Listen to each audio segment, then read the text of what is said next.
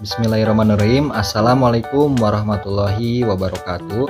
Kami dari kelompok 5 akan memaparkan hasil temuan kami mengenai musuh alami. Adapun musuh alami yang kami temukan di lapangan yaitu laba-laba. Nah, laba-laba ini memiliki peran sebagai musuh alami bagi hama yang menyerang pada tanaman. Adapun morfologi dari laba-laba itu sendiri yaitu biasanya memiliki 2 cakar di setiap kakinya. Lalu laba-laba penenun bola ini memiliki cakar tambahan untuk membantu mereka memintal jaringnya yang rumit.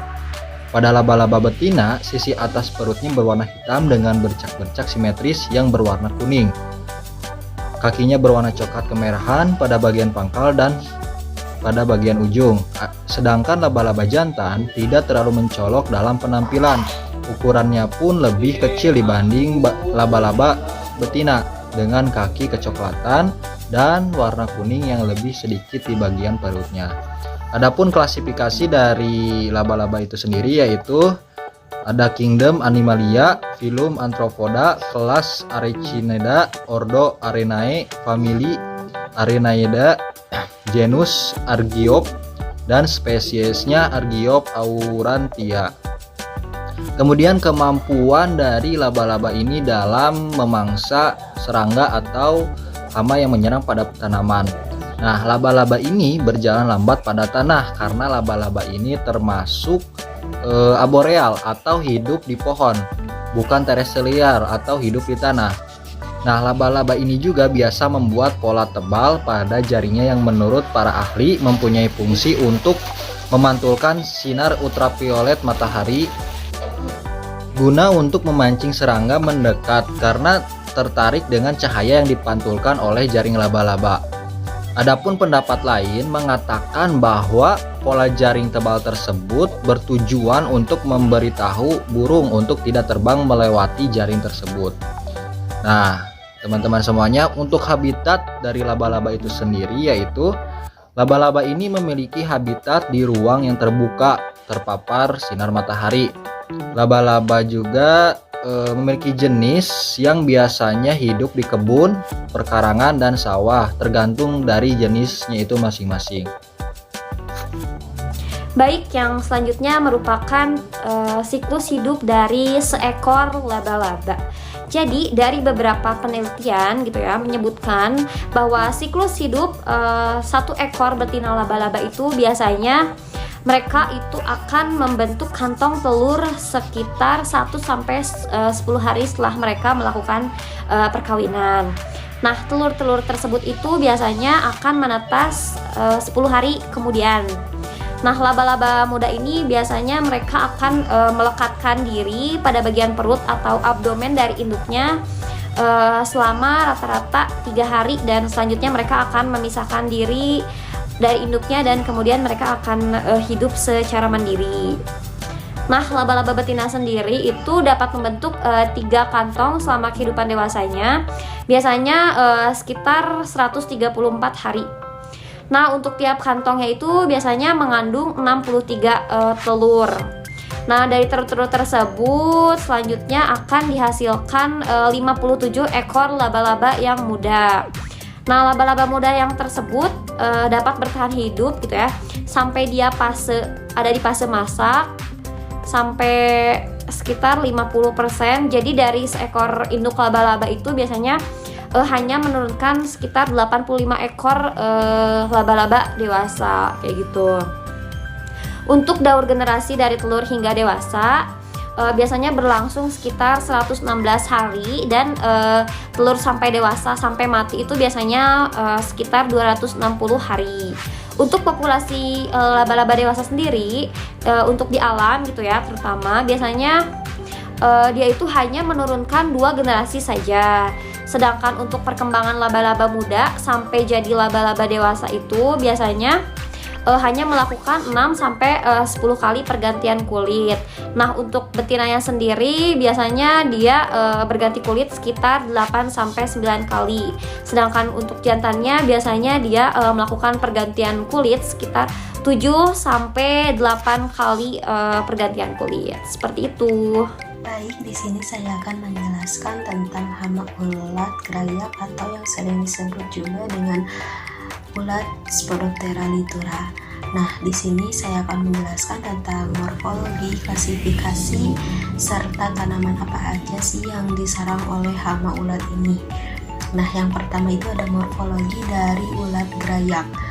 Ulat grayak ini atau yang sering disebut Spodoptera litura termasuk serangga yang bersifat polifag yang itu mempunyai kisaran inang yang luas sehingga berpotensi menjadi hama pada berbagai jenis tanaman pangan, sayuran, buah, dan perkebunan. Hama ulat grayak ini tersebar di daerah tropis dan subtropis. Umumnya larva Spodoptera litura ini mempunyai titik hitam arah lateral pada setiap abdomen. Larva muda berwarna kehijau-hijauan. Instar pertama tumbuh larva berwarna hijau kuning, yaitu dengan panjang 2-2,74 mm dan tubuh berbulu-bulu halus. Kepala berwarna hitam dengan lebar 0,2-0,3 mm. Selanjutnya instar kedua tubuh berwarna hijau dengan panjang 3,75-10 mm. Bulu-bulunya tidak terlihat lagi dan pada ruas abdomen pertama terdapat garis hitam. Meningkat pada bagian dorsal terdapat garis putih yaitu memanjang dari toraks hingga ujung abdomen.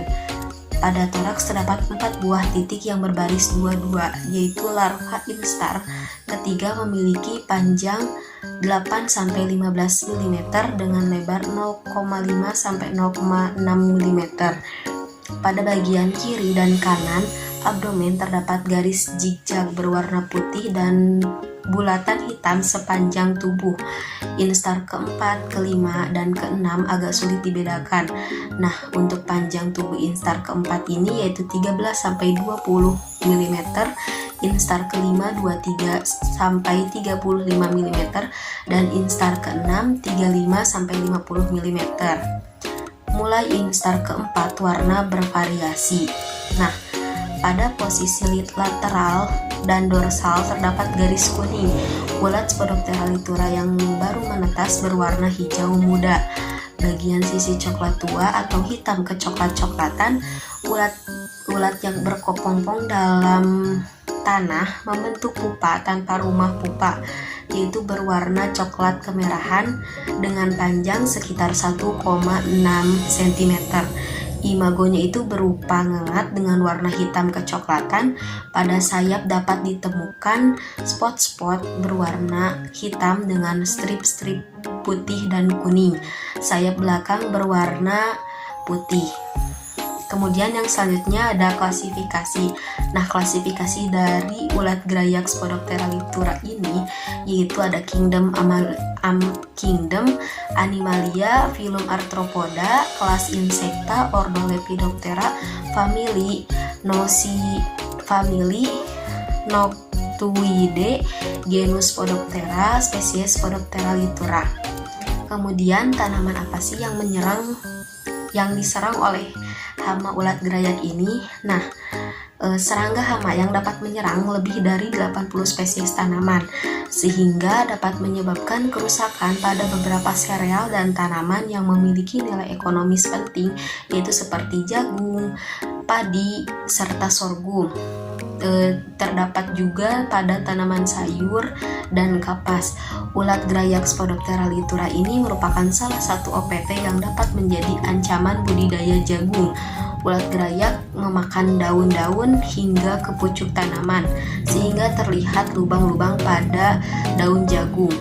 Hama ulat ini memiliki persebaran dan reproduksi yang cukup cepat, sehingga dapat merusak tanaman secara singkat. Fase yang paling merusak dari hama ini yaitu fase larva atau ulat, yang dimana hama ini merusak tanaman dengan cara menggerek daun tanaman jagung, bahkan dapat menyebabkan daun tanaman hanya tersisa tulang daun dan batang tanaman saja. Selain menyerang daun, ulat grayak ini juga menyerang pada tongkol jagung. Tindakan pengendalian yang dapat dilakukan yaitu secara mekanis dapat dilakukan dengan cara mencari dan membunuh larva dan telur hama itu dihancurkan dengan tangan. Secara biologis dengan menggunakan musuh alami yang berperan sebagai agen pengendali hayat. Laba adalah sahabat petani karena memakan hama. Bila terdapat banyak laba-laba di kebun petani, hama menjadi lebih mudah terkendali dan laba-laba ini tidak mengalami metamorfosa. Jadi setelah telurnya menetes, kemudian laba-laba kecil keluar, kemudian berganti kulit beberapa kali dan terbentuklah laba-laba dewasa. Jadi laba-laba dewasa itu bentuknya sama dengan laba-laba kecil. Ada jenis laba-laba yang membuat jaring untuk menangkap mangsanya dan ada juga yang berburu di tanah atau di tanaman. Laba-laba betina biasanya itu jauh lebih besar daripada laba-laba jantan karena sulit dipercaya bahwa betina dan jantan adalah jenis yang sama gitu. Jadi laba-laba jantan harus mendekati laba-laba betina dengan hati-hati karena berbahaya. Mungkin bila si laba-laba betina sedang lapar, itu bisa jadi akan dimakan oleh laba-laba betina, laba-laba jantannya. Nah, jaring laba-laba ini dibuat dari helai-helai protein yang kuat. Protein ini adalah serat alami yang paling kuat. Nah, protein yang dihasilkan laba-laba berasal dari kelenjar dalam tubuhnya. Nah, si laba-laba ini menggunakan kakinya itu untuk menarik protein dari tubuhnya dan membuat jaring. Nah, laba-laba bisa menggunakan jaringnya itu untuk menjebak mangsa atau menutupi telurnya. Untuk menjebak mangsa, selain dari untuk membuat jaring, laba-laba juga bisa menyuntikkan racunnya itu ke mangsanya untuk membunuh dengan cepat.